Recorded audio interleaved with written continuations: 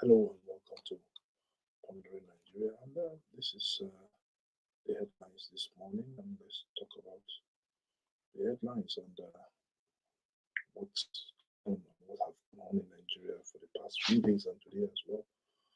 Um, a lot of things have happened this past few days, but over the weekend, prior to the weekend till Friday till today Monday morning, um, I, I think for me, one of his standout headlines for the weekend is the VDM arrest, and a lot of reactions have been pouring in left, right, center, which I think it is good for VDM, and it's also good for people that want to jump into the bandwagon, the VDM bandwagon as well. Last week, I think I raised an issue up with regards to the federal government using the EFCC to hackle political opponents for President Tinubu. Um, the way the EFCC is being used, the like I said, the EFCC don't really dive into proper investigation before they arrest people, and every Nigerian must agree with me with regards to that. They don't dive in, they don't investigate properly. They just go in, arrest people without evidence, without anything, and uh, for me, you will say the rest is history. But this is where we find ourselves today. This is how the EFCC have operated today with respect to what their core mandate is. Yeah, what their core mandate is, to be frank. I don't know, but as we have begun the show this morning, if you are here with us, kindly smash the like button, kindly hit the notification bell. And if you're a first time, if you join us for the first time, kindly also subscribe to Pondering Nigeria. And let's talk this morning. Peter will be strong warning. Supposed to be strong warning to EFCC over VDM. Um, Strong warning to EFCC over VDM. Sorry for that type of error or that mistake. But uh, uh, the presidential candidate of the Labour Party, the 2023 presidential election, has a strong word for the security agency, including the EFCC. And this is what he said in his speech. This is what he just said. Let's listen. Recent development in our nation continues to raise serious concern about the direction where we are heading as a democracy. The tension in the land aggravated by hardship is being needlessly fueled by our attitude to the rule of law and human rights. The arrest of Martin Vincent Oti, popularly known as VeryDarkMan, though perhaps within the legal right of a security agency, was carried out in a manner that left many Nigerians unsettled. Let's keep on, please. Just let me know what you think about. As we keep on with that. The display of force lacked in transparency and civility closely resembles an abduction, a disturbing method that not only creates fear but also risks being mimicked by criminal elements. If Nigerians begin to struggle to distinguish between legitimate arrest and unlawful abduction, we will lose a vital layer of Nigerian security and accountability. The trend is not new, but we must recall that even our esteemed judges, the last line of defense for justice, have suffered similar indignity in recent years. When those, listen to me, guys, when those who interpret the law as are threatened with such disregard, it is difficult to expect that the ordinary citizens will feel protected under the law. Moreover, these methods are being are beginning to affect our economy, business environment. The backlash directed at GTB allegedly linked to the circumstances surrounding Mr. Oti arrest. He has had serious reputation consequence at the time when investors' confidence is already fragile.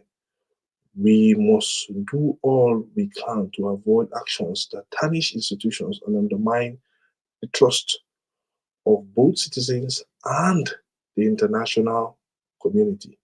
So this is of,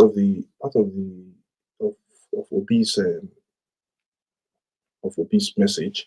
Let me bring out the other part and let's see where it ends, because this is for me, I think so.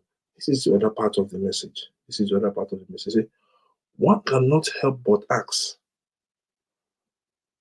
was it impossible to invite Mr. Oti or Oti as VDM in a civil, transparent, and legal manner?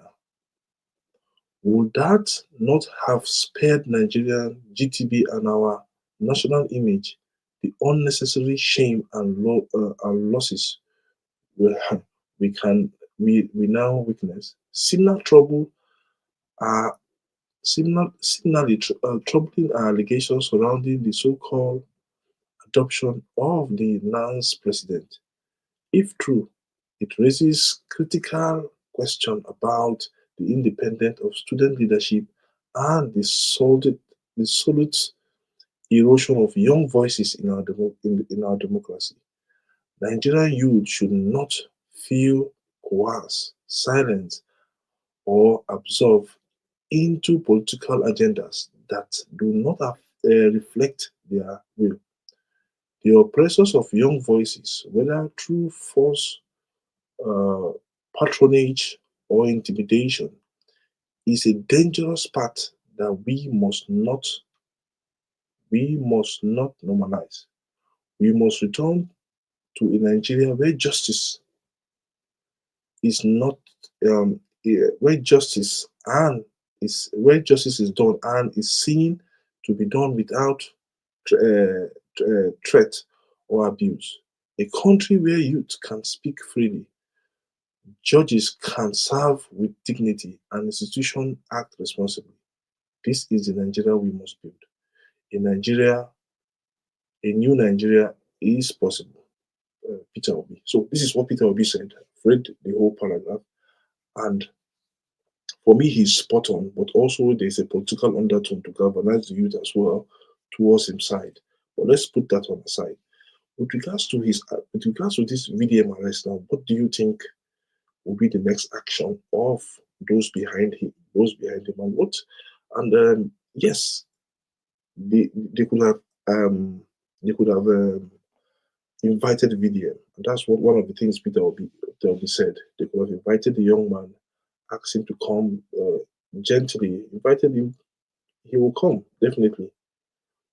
People will definitely come, but there is something that is really not normal with respect with the way he was arrested. It wasn't really normal, because if you go through the process in which Peter Obi said, if you go through this way of arresting people, then I don't think it goes a long way to define the kind of country we are. These days, people are abducted, whether by security agencies, whether by kidnappers, and you don't even know who is who. And this is a very warning against this manner of way arrests are being made in Nigeria. You can be going on the street and they arrest you because of one, two things you said, or they kidnap you. You don't even know that it is police that is arresting you or it's kidnappers that is kidnapping you. So for me, I just think it's a sad story with respect to where we are as a country and where we want to be as a country. It's a sad story, and we need voices. We need voices out there to be hammering on these things that are happening in the country. That's that That is it for me. I don't know what you think, but is it lawful? The manner of way in which arrest is being made, is it lawful?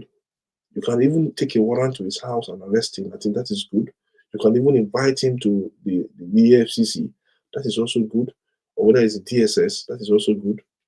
And you can do a whole lot of, but luring him to the bank and then coming to the bank and arrest him, I think that is something that is it's something that we need to be careful of in terms of. I think for me, the security agency are not really doing well as well. Like I talk about the EFCC, the way the FBI operate. The FBI will carry out operations, sting operations for many years to gather data, and they will have to be 100% sure that this whole this investigation that we are going into, it takes years sometimes for the FBI, but for the EFCC, they just wake up, they want to arrest somebody because they feel that uh, the person is involved in cyber crime, the person is involved in social such one or two deals. No, guys, I say we shouldn't accept that. Let me know what you think with regards to this first headline of today, and let me know what you think about the obese warning with regards to how security agencies make arrests, in manner of way they make arrests. Is it true? Is it saying the main point? Let me know what you think. Let's move on to the next story. This is the next story. Very dark man source. Okay, very dark man arrest. EFCC source explain arrest. So, an EFCC source have come out to explain why very dark man uh, was arrested.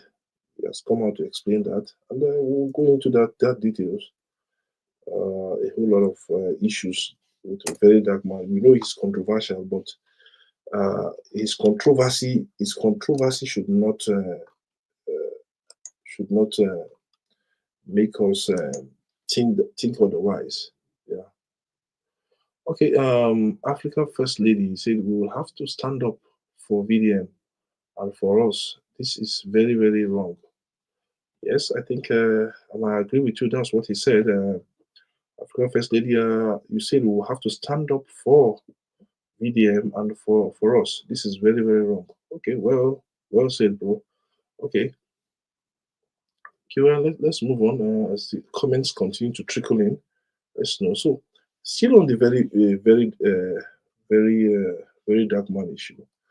Uh, this is, I think, this story. I didn't have it on the list. Okay, a source within the EFCC has spoken to Vanguard yesterday in confidence. Said that we picked him up based on several complaints that he used his social media platform to harass, insult, and intimidate individuals. Is that the work of the EFCC? Now look at the point. Look at the point the EFCC are saying now. That the EFCC are saying that he's using his social media platform to harass, insult, intimidate individuals. This is not the work of the EFCC. Underline this word. Insult and harass is not the work of the EFCC. Intimidate individual. It is the work of the police to do that. Please, let's look at this whole issue. It is the work of the police to look at this whole issue and say something about it. Okay, they said action that may contravene the Cybercrime Act of 2015. But to be frank, this is not. I don't think it's the work of the EFCC. If there is a complaint, there is a petition, it should go to the police. When asked to identify those who filed the complaint or felt targeted, the sources declined to provide further details. Lydia Aderoju, counsel to VDA, who also spoke to Vanguard yesterday from outside the country, said, "My brother, I am currently not in Nigeria, but I will be back in Abuja tomorrow, Monday, that is today, after afternoon. By 4 p.m., I will be at the EFCC to secure his bail."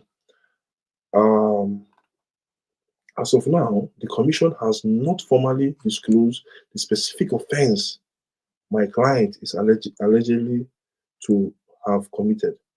Vanguard, however, gathered that the EFCC is preparing to bring informal charges against VeryDarkMan by any moment from today, which is so. Um, this is now this was what the EFCC source said, and this was also a comment from Deji Adeoju. Condemning his arrest, the human rights activist Omoyoye Sowore, yes, among those said that it has also become evident that the EFCC unlawful arrest and detaining a very dark man, also known as VDM, okay, yeah, in a bid to silence him from accusation, from what from to silence him after he's accused the agency and its leadership of corruption and misconduct. I think it's sacrosanct.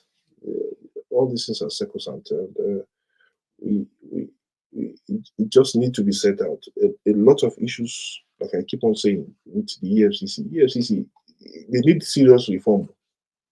The EFCC needs serious reform. It has to be reformed. The EFCC we know from when Obasanjo created the EFCC is no longer the EFCC. The EFCC is used as a tool. See, let me say the EFCC is being used as a tool against Nigerians, both those for the government and both those, especially those against the government, those that speak out against the government. A lot of we saw what happened in Delta State. We saw what happened in Delta State. We saw it because that is what it is. So that is what it is. So let's keep on. Let me know let me know your reaction with regards to this EFCC source explaining his arrest. Is it true? Is it true? Is it not the work of the police for people to be charged with such because look at what was mentioned there. Look at the things that were mentioned there. Let me just read it out with possibly what was mentioned in regards to what VDM did. Because it has been said that they should have, okay. So we picked him up based on several complaints that he used social media. He's used his social media platform to harass, insult, and intimidate individuals. I don't think so, but this is where we are. Okay, like African First Lady, can we also send in comments and we'll keep on discussing. Let's move on from there. Next up, third one we have is reverse emergency rule. National Assembly counters PDP governors seek 1 billion. This National Assembly. National Assembly don't become another arm of government. They move from their main decision to become President Tinubu's 48 ministry now. They are no longer the National Assembly that fights for the people. This is the 48th ministry of the federal government. Now they are suing the PDP governors. They are suing the PDP governors with respect to they are countering the PDP governors in the Supreme Court. But this is how the case is now. Now, the PDP governors have filed a lawsuit in the Supreme Court. We all know that if there's a case between the state government and the federal government, the matter is taken to the Supreme Court directly, and that is how it is being done. You don't start from the lower court. The matter will be taken to the Supreme Court directly, and from the Supreme Court, everything will take shape. That's how it happens. So now this matter is in the Supreme Court. This is what the National Assembly are doing now. And the National Assembly is also suing the PDP governors and demanding for let me just see they are demanding the PDP in that suit now. They're demanding the PDP governors to pay them 1 billion naira. National Assembly that they find money. That's all now broke. See, The National Assembly has urged the Supreme Court to dismiss the suits filed by 11 governors, 11 governors of the PDP challenging the declaration of state of emergency in Rivers State. The federal legislature is in its response contained in a plaintiff suit was okay that the suit filed by the 11 PDP governors was procedurally flawed and lacked merit. You understand? The National Assembly said that this is in preliminary injunction of okay. They said it in a preliminary injunction. This they filed dated April 22, 2025, obtained by Punch on Sunday. Now, it also it also urged that the court lack the jurisdiction to entertain the lawsuit and should the court doesn't lack the jurisdiction. I don't understand where their point is coming from. I said this. I said the case between the federal government and the state government. Now, this is the state, 11 states, just like the way. Okay, let's remember that in 2023, uh, some states filed a case against the federal government with respect to the way the naira was handled. El-Rufai and Co. Kaduna State, so many states, they filed that case with respect to the way the naira is being handled, the deadline that was given, blah blah blah. And that matter was taken to the Supreme Court. And what happened at the end? Those states won. It's the same. This is the same thing. The state can challenge the federal government at any given point in time, saying that the saying that the 11 governors of the PDP, the case filed by the 11 governors of the PDP lacked straight to the Supreme Court, that the Supreme Court lacks jurisdiction to entertain the suit and should award 1 billion naira in cost against the plaintiff, which is the state governors. I think is wrong. It is wrong. I don't know where their point stands, but this is wrong. The governors, the state can file, any state in Nigeria can file a case against. We saw River State filing a case against the federal government. Remember that time with respect to tax when years Wike filed that case against them, and he won that case as well. There are several cases like that where the federal government were being sued by state, and at the end of the day, what happened? The matter was taken to the Supreme Court. State was taken to the Supreme Court straight. It was at the Supreme Court. So saying that state doesn't have the power to file suit against the federal government, I don't know. But the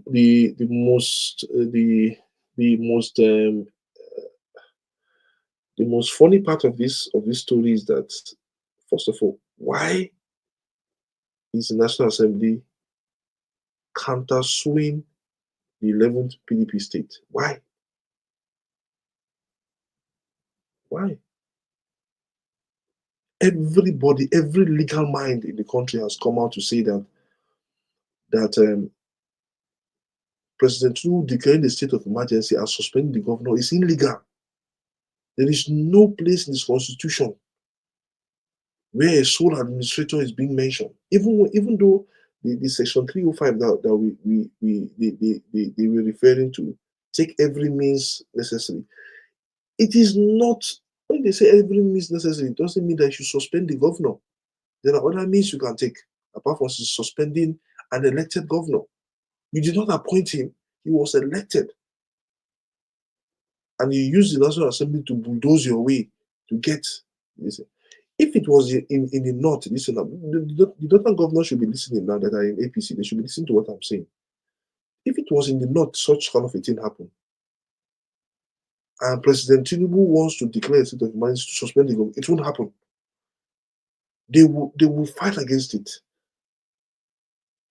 The president cited some insecurity issues, blah blah blah, left, right, center. But that is not the issue. We all know why the governor was suspended, to satisfy one man. We all know why. So this is where we are. The National Assembly, like I said, and even when the National Assembly voted, they did it through a voice vote. It didn't show how brilliant they were, to be frank. It didn't show how brilliant they were. It shows how weak they were. It shows how the process, the the the the the, the, the National Assembly, I mean okay, it shows how the process was flawed. The voting process was flawed, and even the entire process. And there were news that they even collected money. So the 48 Ministry of the Presidency, which is the National Assembly, I think they have to wake up. Punch reported that. Let me just read this one paragraph. Punch reported that the PDP governors, the PDP, the PDP governors in a suit number SCCV 329 2025 approached the Supreme Court to challenge the presidential powers to suspend a democratically elected state institution and replace it with an unelected one. The plaintiff, which is the PDP, in the suit, are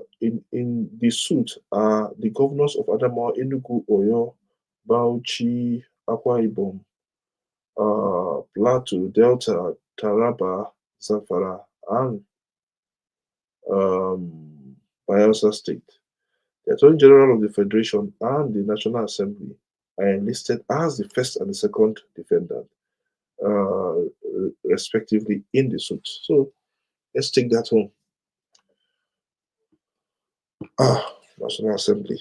Now what for now?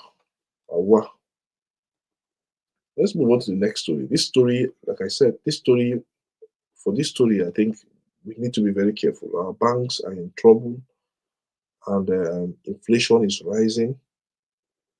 Inflation is rising in Nigeria, so we need to be very, very careful on the way. You see, we need to be alert in Nigeria, much more alert financially now. If you have money in the bank, you need to be alert. The banks are, let me just say, banks are losing now. With the current inflation price, the banks are losing. The banks are really losing. The banks are losing, to be frank, and we need to be careful. We need to be really careful. Banks are losing. Banks will fail very soon if care is not taken, because of the way in which the current monetary because see, inflation erodes and bank profits jack up. Inflation erodes, so the inflation is going higher and higher in Nigeria. We need to be very, very careful. I'm saying it now. This is not an exaggeration. We need to be very, very careful, because a lot of things are happening financially now, but most of us in the country that still have small money in the bank, we don't know about. As monetary policy and macroeconomic environment evolves under the current federal government fiscal reform, there are indications that the banking industry is now battling with cost pressure. That means if banks are battling with cost pressure, it means inflation is higher, and we are gradually some of the banks might fail. The banks are recording rising operating costs (OPX), likely to driven by inflation in the economy, while high interest rates monetary policy environment pushes up uh, bank the bank's interest expenses. So the combination of these two effects, manifesting in financial results that leading banks in the 2025 will undoubtedly first quarter as Q1 results of leading banks in Nigeria approved by the CBN last week shows negative performance in their various cost metrics. So we need to be careful. If you have money in the bank, be vigilant about it. I'm not saying take your money off the bank, but be vigilant about it. Be vigilant about it. It's very, very important you are vigilant about your money in the bank. So I have my headlines complete. Um, so let's see. So which one do you want to talk about? So we have virtually 15 minutes for us to talk about. Which one do you want to talk about? Send me a message. I will read them just as the way I've read the African First Lady, who said earlier that we will have to stand up for VDM and for us. This is very, very wrong from them. Well said, bro. Thank you so very much. So, what do you want to talk about? You want to talk about VeryDarkMan's arrest? You want to talk about Peter Obi's strong warning with regards to VeryDarkMan's arrest? You want to talk about the Rivers emergency rule? Uh, the National Assembly counters PDP governor seeking 1 billion uh, naira in damages. Or finally, we'll talk about the recent information with regards to inflation, spiking costs, splashing profit in Nigerian banks because the banks are in trouble. So, which one do you want to talk about? Just talk about anyone, then I'll read your message out and we'll talk about it. I think for African First Lady, I think you are spot on. Um, let's know first of all. I think before all this, let's know why he was arrested. Let's know the charges. And let's also know because he hasn't collected for me. I think he hasn't collected any money from anybody. With respect to harassment, that's what I don't know.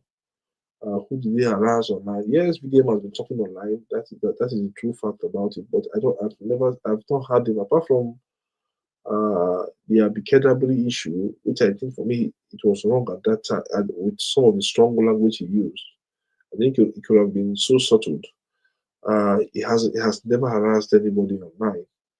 He has never harassed, have strong tone in terms of, for me, what I think is strong tone. But like we're saying, if you don't, okay, a lot of yes, there are a lot of ways we can describe it, but this is where we are. So, like African First Lady, can send me a message? Also, subscribe if you're here with us for the first time.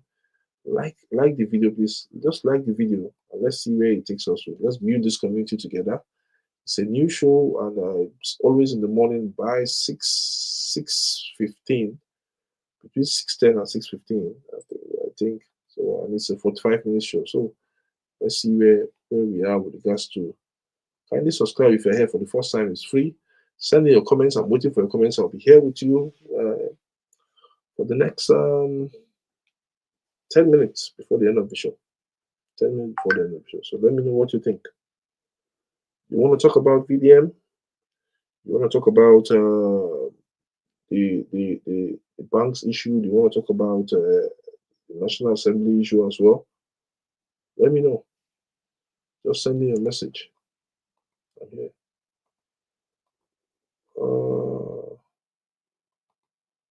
And also, let's let me know as well.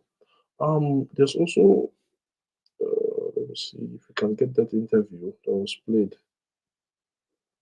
Uh, get that interview that was played.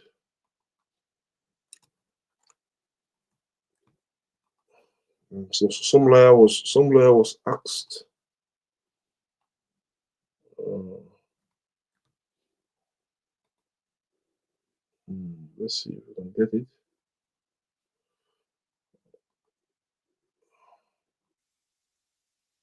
So let's see if we can get that interview.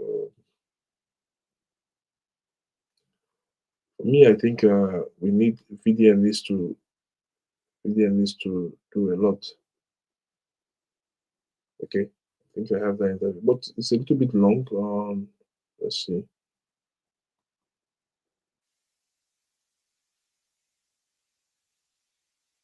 So it's a bit long. So let me see. Nobody has any message for us. So um, let me see.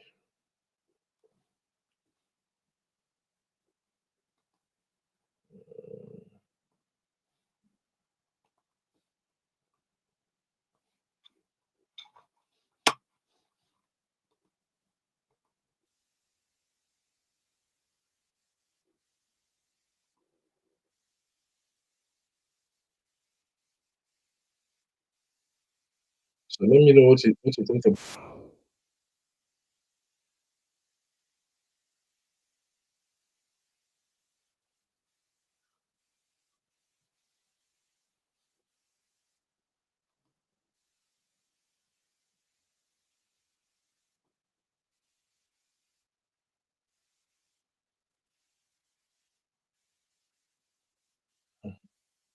So let me know what you think.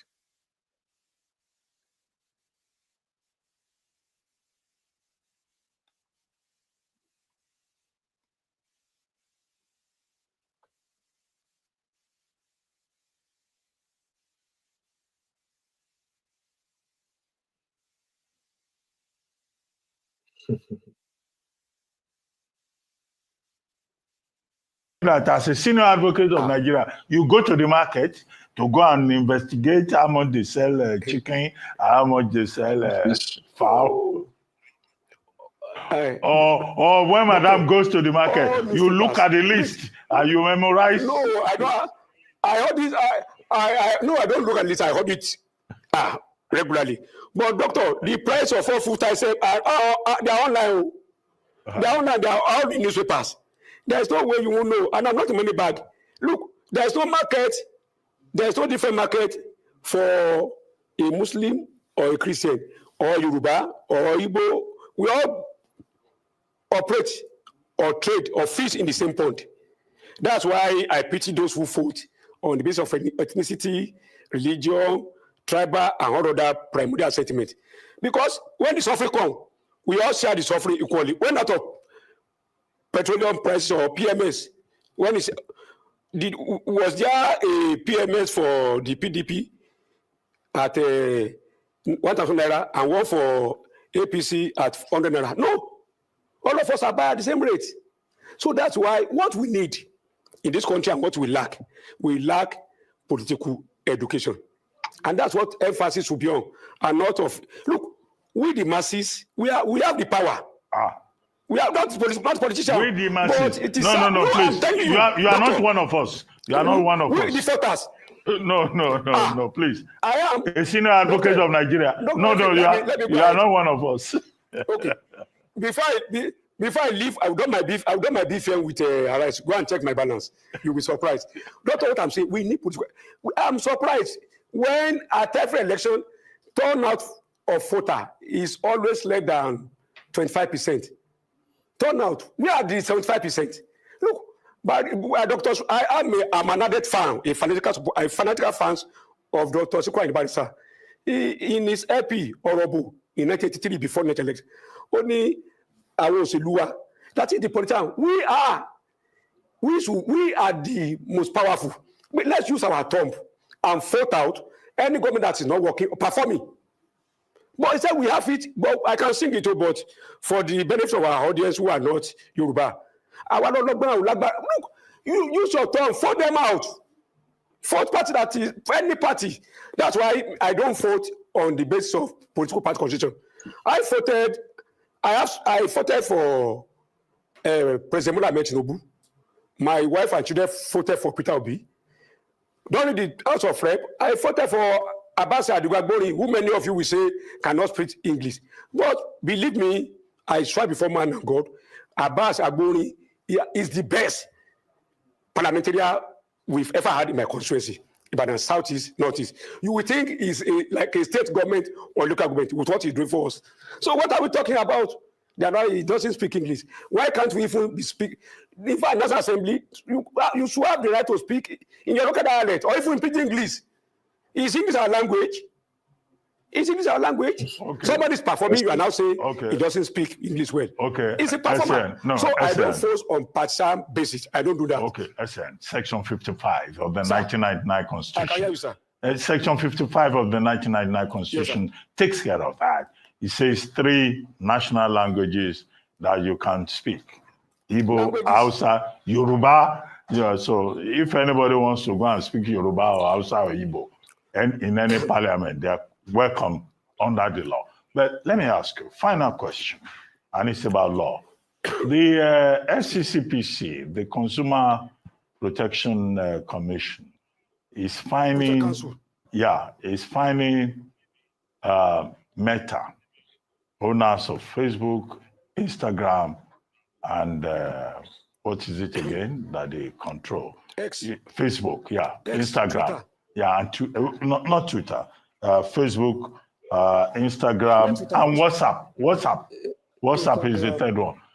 They say they are owing Nigeria for breaching privacy laws. And now Meta is saying, look, we'll pull out of Nigeria. And the Consumer Protection Council Commission is saying that, look, that's blackmail. What do you think? Are we blackmailing Meta, Facebook, Instagram, privacy law, WhatsApp? privacy law, are they now? Look, you can't cry more than you can't weep more than the brief. Privacy law of whom?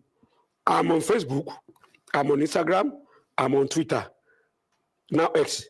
If I complain that my privacy has been breached, if it has been breached, it is personal action. I will take action out against them. And you remember that recently, Dr. Femi Falana filed an action against Facebook when his right of privacy was breached. So what is Protected Council talking about? Look, some of these agencies are overzealous, believe me, and they try to play to the gallery, apparently to satisfy their appointers or the federal government or their supervising ministry. Otherwise, I don't look at the way people are harassing multi-choice or DSTV. Why will you increase your? Must you want DSTV? Is DSTV the only television station we have? Is it the only one we have in this country? Now, when it was becoming too, I've moved to another one now, but I won't advertise on your program. STV, others are there. Look, why can't look at what your station is doing? Look at the other one, owned by the Mr. John Momo. So look, this is a private concern, unless they are doing things that are against our law. How you regulate the price or prices of a private, for example, now, a case that a lawyer, a rookie lawyer will charge $1 million for. I can say I will take $100 million. Chief Anipekun can ask for $1 billion. It's left now. What I get left? No, it's left. No. So no, if you, no, if DSTV is, yes. No. Yes. No. We're talking here about consumer yes, sir. protection.